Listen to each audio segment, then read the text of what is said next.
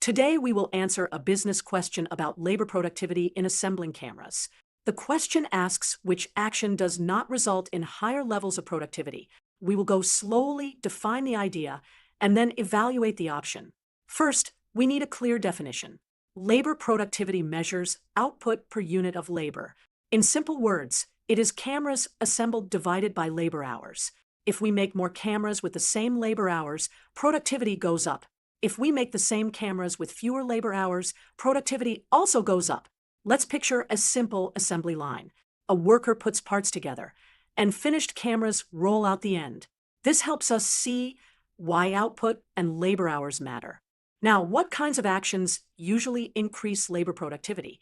Think about anything that increases output or reduces labor hours.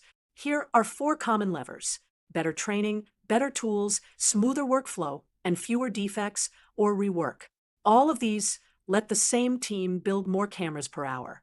Now, let's focus on the action mentioned in the question. It says, avoiding contracting the assembly of cameras to outside suppliers or contractors. We need to decide if avoiding contracting leads to higher labor productivity. Think about the formula again. If we keep all assembly in-house, our labor hours stay high because our own workers are doing all the work. If we contract some assembly out, our in-house labor hours drop for the same total output, which can raise our productivity ratio. So the action that does not increase labor productivity is avoiding contracting to outside suppliers. Avoiding contracting keeps all labor inside, which does not reduce labor hours. Therefore, it does not raise the productivity ratio. The correct choice is the one that says avoid contracting assembly to outside suppliers or contractors. Quick recap.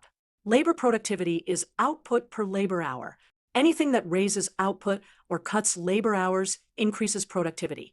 Training, tools, workflow improvements, and reducing defects help. But avoiding contracting does not reduce labor hours, so it does not raise productivity. That's the key idea.